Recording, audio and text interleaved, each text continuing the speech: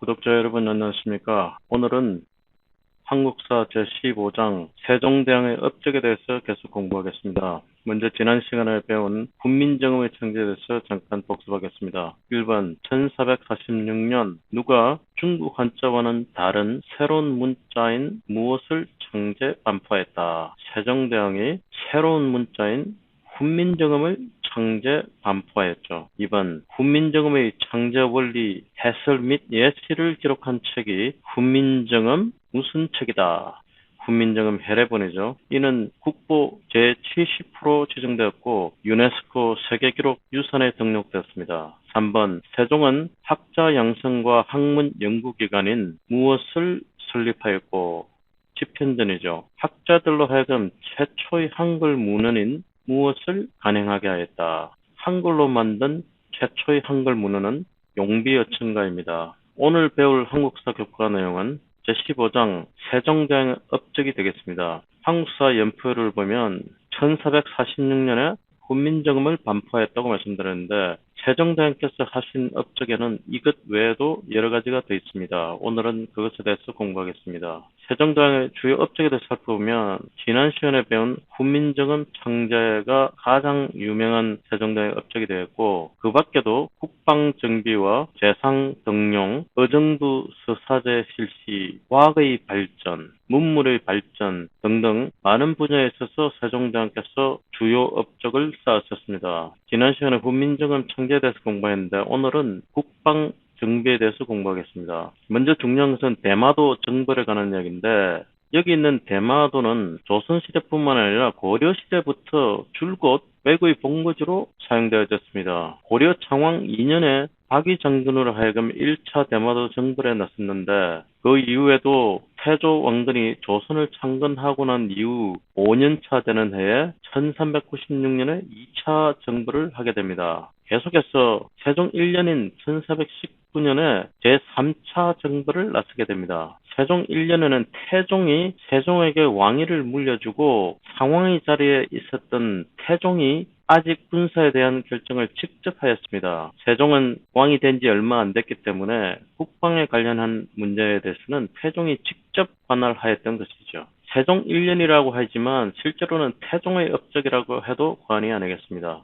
태종은 이종무로 하여금 병선 227척과 병사 17,000명으로 하여금 대마도 정벌을 명하였는데 이 그림에서 보는 것처럼 대마도주가 항복하게 되고 이 결과로서 대마도주는 조선의 조공을 바치고 조선은 삼포를 개항하게 됩니다. 삼포로서는 부산포, 연포, 제포라고 하는 것이죠. 이 지역의 항구를 개항함으로써 도둑질을 하지 말고 공식적으로 무역을 해라는 것입니다. 이것이 세종 1년 차에 일어났던 대마도 정벌에 관한 내용입니다. 계속해서 사군 육진을 개척하게 되는데 이 동북면에는 여진족이 있었고 여진족이 빈번하게 조선을 침범하고 있었습니다. 그래서 1443년에 최윤덕 장군을 보내서 압록강 상류에 있는 여진족을 몰아내고 사군을 설치했습니다. 그 밖에도 같은 해에 김종서 장군으로 하여금 두만강 하루에 육진을 개척하도록 하였습니다. 이 이후에도 약 10년간의 계속된 노력 끝에 육진 개척을 완수했습니다. 이런 사군 육진 개척으로 오늘날 한반도 국경선을 압록강과 두만강으로 확정짓게 되었습니다. 그런 다음에 하삼도라고 할 수 있는 충청도, 전라도, 경상도 백성들을 새롭게 개척한 이 지역으로 이주하게 만들어서 압록강과 두만강 유역의 개발을 추진하게 됩니다. 함경도 사투리와 경상도 사투리가 굉장히 유사한 이유가 바로 여기에 있는 것입니다. 이 그림에서 보는 것처럼 한반도의 국경선의 시대에 따른 변천사를 살펴보면 이와 같습니다. 통일신라 때는 대동강과 원산만을 잇는 이것이 바로 국경선을 이루게 되었고 고려 초에는 점차 그 국경선을 북쪽으로 넓혀가고 있었습니다. 공민왕 때 이 지역을 다시 수복함으로써 그 국경선을 좀 더 북쪽으로 계속해서 확정할 수 있었고 마침내 세종에 이르러서 사군 육진을 개척함으로써 그 국경선을 압록강과 두만강으로 넓힐 수 있게 되었습니다. 그 밖에도 세종대왕의 주요 업적으로서는 재상등용과 의정부 서사제가 있습니다. 조선의 국가 통치 체제를 살펴보면 왕이 최고 통치 위치에 있게 되고 그 바로 밑에 의정부라는 게 있었는데 이 의정부라는 것은 영의정, 좌의정, 우의정 해서 삼정성이라고 흔히 말하는 이 삼정성의 합의에서 국가의 중대사를 처리하는 이러한 조직을 의정부라고 이야기합니다. 의정부 밑에는 6조가 있게 되는데 2조, 호조, 예조, 병조, 형조, 공조 이렇게 하여 6개의 조로 구성되어 있습니다. 각 조의 수장을 판서라고 합니다. 예를 들면 병조 판서 하면 국방부 장관을 말하죠. 2조 판서 하면 내무부 장관을 말하게 됩니다. 이와 같이 왕 밑에 의정부가 있고 그 밑에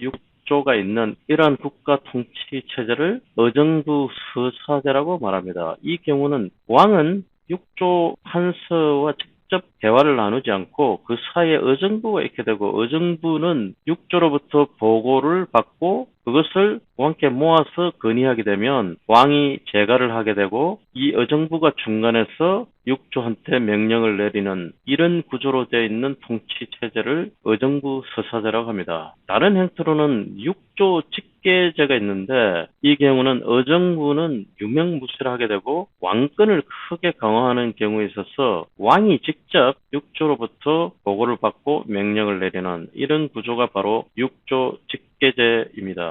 세종 때는 이와 같이 의정부 서사제의 형태로 그 통치 체제를 운영하였는데 세종 때는 그 유명한 황희정성이 있었죠. 18년 동안 영의정을 역임한 것으로 유명한 분이 바로 황희정성입니다. 이 황희정성에 대한 일화는 여러 가지가 굉장히 많이 있는데 그중에 유명한 것 중에 하나가 여종들이 서로 다투고 있었는데 황희정성이 중간에서 누가 옳다 이렇게 교통정리를 해줘야 되는데 네 말도 옳고 내 말도 옳고 내 말도 옳고 또 내 말도 옳다. 도대체 누구 말이 옳은 것입니까? 모든 사람한테 옳다라고 이야기했다는 거죠. 이것처럼 어찌 보면 우유부단해 보이기도 하지만 그만큼 관용적인 성격을 가졌다 해서 유명한 일화가 되었습니다. 심지어는 종의 자식들이 수염을 잡아당길 수도 웃었다는 그만큼 굉장히 관용적으로 유명한 분이 바로 황희정이었던 것입니다. 그 밖에도 맹사성이라든가 윤회, 김종처 등이 영의정을 역임한 유명한 분이 되겠습니다. 세종대왕 때는 의정부 서사제를 실시함으로써 왕이 직접 6조를 관할하는 것이 아니라 중간에 의정부가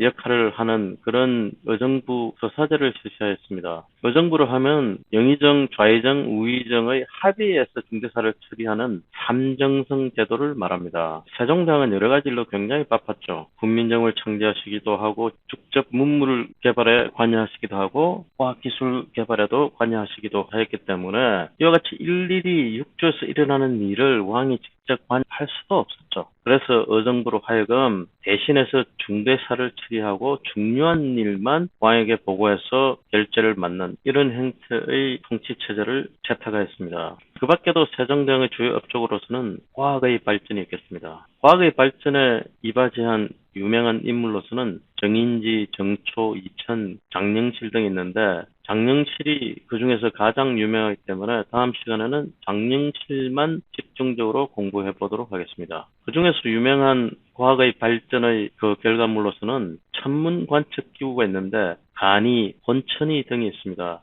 앙부일구라는 것은 해시계를 말합니다. 장영실과 이천이 개발하였죠. 그 외에도 물시계라는 게 있는데 이것은 자경루라고 합니다. 이것은 장영실이 만든 물시계가 되겠습니다. 그 밖에도 굉장히 유명한 것은 장영실로 하여금 1441년도에 개발한 척육인데 이것은 세계 최초의 강우량 측정기가 되겠습니다. 그 밖에도 문물의 발전에 큰 기여를 하셨는데 금속 활자 개발이 있습니다. 금속 활자는 고려시대인 1317년에 tik기 신체 요철이라는 것이 세계 최초의 금속 활자이고 조선시대에 와서도 그 금속 활자는 계속해서 개발되어졌는데 세종대왕 때 개발한 가빈자가 유명한 금속 활자가 되겠습니다.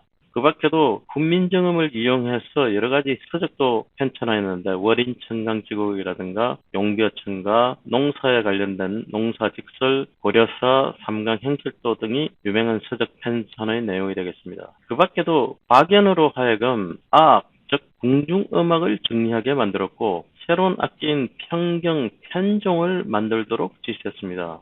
이런 편경, 편종은 종묘 제례악이라는 악기의 중요한 악기로서 사용되고 있습니다. 편경이 바로 모든 악기의 기준음을 제공하게 되죠. 이같이 세종대왕께서는 음악에서도 많은 조예가 계셨고 이러한 문물을 개발하는 데서도 큰 기여를 하셨습니다. 오늘은 세종대왕의 업적에 대해서 공부해봤고 다음 시간에는 제16장 조선의 과학기술에 대해서 공부하겠습니다. 우리 주인공은 장영실입니다. 시청해주셔서 감사합니다. 다음 주에 뵙겠습니다.